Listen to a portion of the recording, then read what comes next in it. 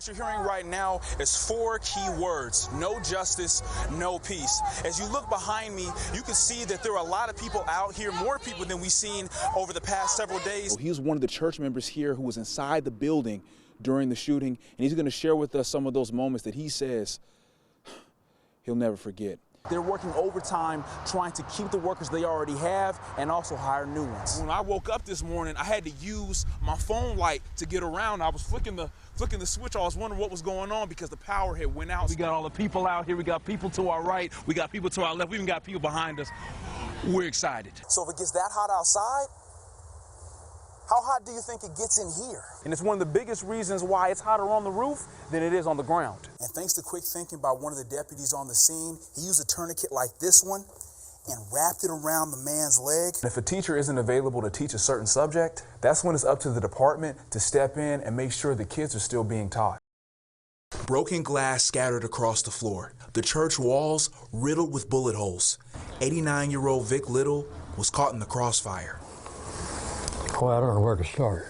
After eluding law enforcement during a 2-hour manhunt, Mitrez Woolen needed somewhere to go, a decision that would gravely impact the Starville community. Woolen broke through this window right here.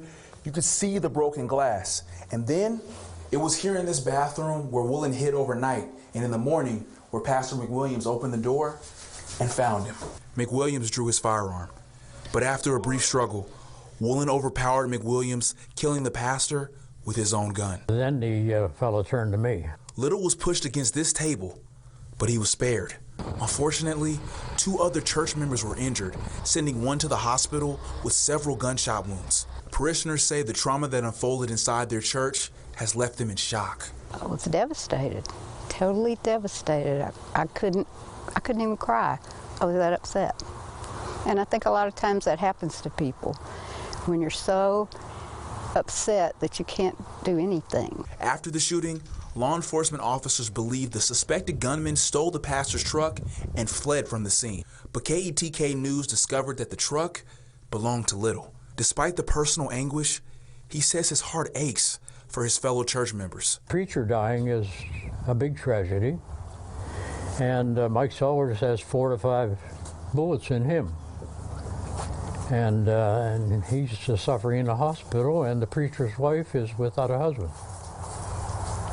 So there's a lot of tragedies in it. Tragedies that have rocked this church to its core.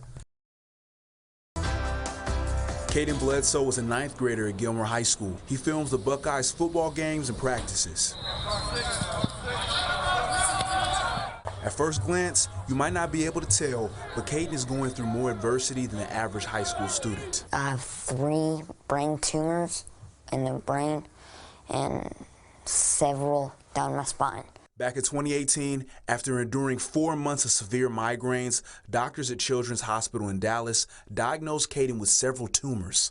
Although benign, for Caden, this is a daily battle. When you run into people that are going through things like this, it makes us have perspective, and we can be thankful for the things we're given, and we can rally around those who are having to fight through difficult times. One of the things that takes Caden's mind off of the pain is filming for the football team. It's just a way for me to be part of the team without being able to play football. His hard work doesn't go unnoticed. Honestly, I think he brings us good luck, especially for this year, after coming back from last year, and honestly, I think he's pretty much our lucky charm. Everybody just compliments me on how good I film up there, you know, and it just feels nice to be appreciated. Head coach Alan Metzel says his first time meeting Caden brought him to tears. No sense of griping, no sense of feeling sorry for himself, and it about broke me down. Caden has had an impact on Coach Metzel, his staff, and the players. And Caden says his source of strength for being so positive is his mom. When I'm freaking out and crying, she's also freaking out and crying with me. I'm never alone when she's around, you know. She's just all-time support, you know. Caden says his family will work together to get rid of the tumors.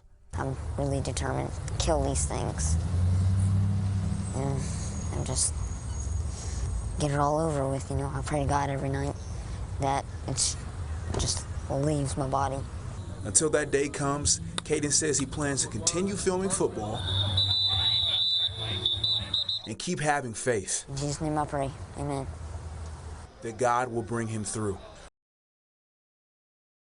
Meth was already a big problem in East Texas, and it's only getting worse. Almost 2,000 grams of meth in his car. The man accused of trafficking meth in our area has just been sentenced to 10 years in prison. Arrested a man for selling a large amount of crystal meth. It's our biggest problem. Without a doubt, there's not even a close second. Rusk County has made 104 meth arrests just this year. That are just possession cases, not deliveries, just possessions. Companies who sell products used to make meth are working to make it harder to get your hands on these materials. Despite this, meth use is still on the rise. You know, we've got one guy that's in here, he's on 6 counts of burglary and thefts. Sheriff Valdez says most of these drugs are coming from the southern border. And they're making it by the kilos. You look at most of the drug arrests that are coming across the border, meth. Leaving local law enforcement feeling helpless. And they're coming over here so fast we can't keep up. East Texas attorneys break down the penalty for selling meth. The lowest amount of methamphetamine in your possession with intent to deliver, if that's what you're arrested for, is at the very least a state jail felony. And then it goes up, depending on the amount from there, up to 20 or more years. As meth becomes easier to get a hold of, law enforcement are left fighting an uphill battle. We've been fighting this quote-unquote war on drugs since I've been in law enforcement, which is 1985. We haven't won it yet.